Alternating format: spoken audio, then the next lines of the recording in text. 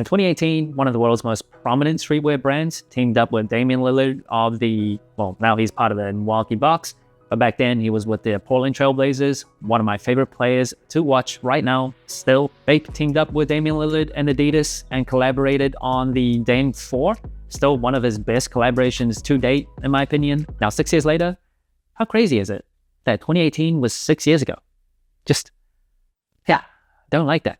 Don't like that at all. But 6 years later, Bape and Adidas are teaming up again on Damian Lillard's latest sneaker, the Dame 9s. Bape, Adidas, Dame 9, Bitter Scarlet.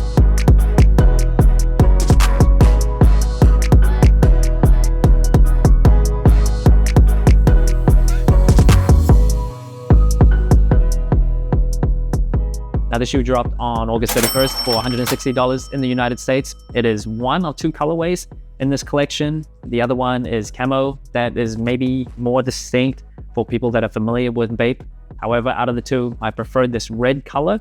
And first impressions of the Dame 9, I think it is a very decent looking shoe. It's not my favorite, but overall, generally, I do like where Adidas basketball is going in terms of the design language and the aesthetics of their basketball shoe, with the AE1s obviously being the best looking. This one, it is decent as well. I'm still fond of like basketball shoes that I grew up with. So like the 2K4s, 2K5s, I just still love how those types of shoes look. But for a shoe in 2024, when I'm not being an old man full of nostalgia, I think it looks very decent. And the colorway, I think it looks good as well. The Bape branding is pretty obvious, but it's not super like in your face. There's not too much branding.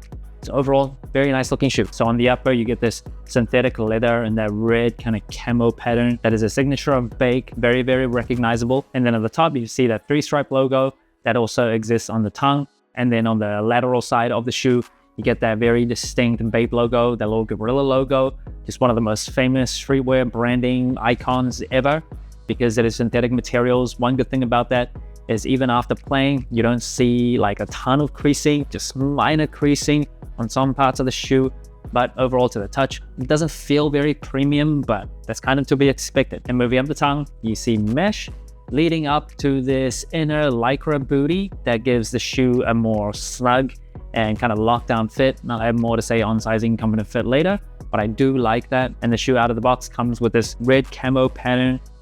It does come with one extra set of laces, so just black laces. Out of the two, I think I'm sticking with the laces out of the box. I just think it's a little bit more special, a little bit more unique, goes with the shoe really well. And on the lace tips, it also features Bape branding. And these are like those flat type of laces. And then inside the shoe, this little tag, again, Bape branding there as well. Then on the booty of the shoe, Bape's the branding. And the Adidas Dame 9 comes with a light strike midsole. In just case you wanted to be sure, it literally says light strike on the shoe. And the cushioning overall for the Dame 9s, it is actually kind of muted. So it's got like a very plush feel. So compared to like the full-length Jet Boost that's used on the AE1s, that's got more of like a firmer cushioning. This one, it doesn't feel as responsive or as like bouncy as I initially thought it would, kind of muted. And it's also a lightweight foam. So compared to the A1s, I think on feet, it definitely feels lighter. And it does come with a rubber outsole. It's multi-directional. And this outsole does attract quite a bit of dust. And it's not like the most dense and strong type of rubber. So outdoors might not be the most durable, but I played indoors, pretty much only play indoors now, and it performed decently. Didn't have to like wipe my shoes all the time. And Dame 9s also comes with Adidas's Infinity system. So that is a full length plate that is meant for support and torsional rigidity. And because it is full length, when you first put the shoe on feet and start to play ball in it, it can feel kind of firm and like stiff. So you might need to give it time, just get used to it and break the shoe in a little bit. But what it does do is give the shoe plenty of support as well as rigidity. So if you didn't know, you do not want a basketball sneaker to be twisting and bending very easily. So you want a lot of support, especially in this midfoot area. And I feel like this system does a pretty good job. And the insole of the shoe, Bape branding as well. And in terms of the quality of the insole, it is just absolute junk. This feels so flimsy and honestly feels like thick cardboard. It is horrible. I think this is the same quality as you find in the AE1s. Man, come on. And the box of the shoe, very clearly Bape branding with Damian Lillard's logo as well. And Bape branding on the paper inside also. And now moving on to sizing, comfort and fit. I am a wide and flat footer for Dame 9s. I just went true to size. I think overall it fits decently. So the Dame 9s, in the toe box area, had a bit more room and width than I originally expected. And as a wide footer, that is a good thing. But if you want a really snug fit and you don't have super wide feet, just keep that in mind. You might want to go to a store or try go down half a size. For me, I was stuck true to size and it felt good. This inner booty system also added to the comfort and the containment of your feet inside this shoe. And one thing I do have to point out, there is like a lace loop inside, kind of tucked inside. So if you want a more tighter fit, just remember that is there. I definitely prefer a more snug fit and tighter fit when I play basketball.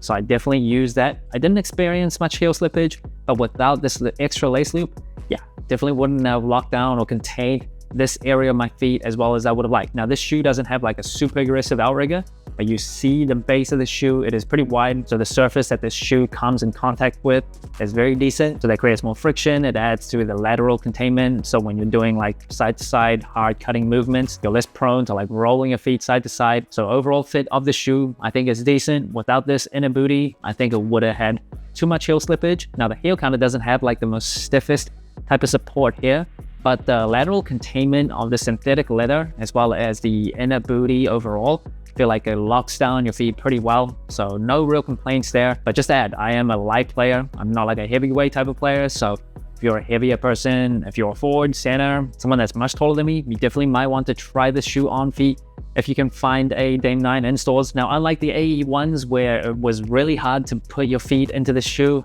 I didn't really experience the same thing. So even with this inner booty, you loosen up the laces a little bit. It was easier to slide your feet in. The AE ones are just like, yeah, you really gotta fight the shoe to put your feet in. It's still pretty low to the ground, so you still get that low profile feeling. So for casual use, if you're into like a soft and very plush type of shoe, this is probably not for it casually. But as a basketball sneaker, I think it feels nice on the feet. Now, usually for casual and retro shoes, I give it a sole score, but for performance basketball sneakers, don't think the metrics really make sense, but I will give it a final verdict. I think Dame 9 overall is a very decent basketball sneaker, especially for a shoe that's below $200, below like the top end of basketball sneakers, like compared to a LeBron or a Jordan shoe. I don't think you really suffer much from performance and you save money. Now, if I had to choose though, between these and the AE1s, I would definitely pick these over the AE1 lows. I did a whole comparison video of the AE1 mid versus low.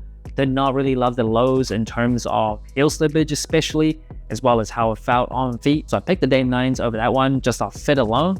But compared to the AE1 mids, I think I prefer that full-length jet boost in the mids over this shoe. I think that just felt a bit more responsive. The containment also is slightly better. I do prefer basketball sneakers where it's very locked and like very snug around my feet. And I just feel like that shoe does it a bit better. The AE1s feel relatively heavier, but as someone that doesn't really mind too much weight in my basketball sneakers, I do like feeling like I'm wearing something when I play ball. Don't really mind that or prioritize it as much. So between the two, I do still prefer the AE1s. So that's it. Thanks for watching. Sole Inclined. Let me know what you think of the Bape Adidas Dame 9. Like, subscribe, comment, all the good stuff. And remember, tomorrow may never come. So wear your shoes.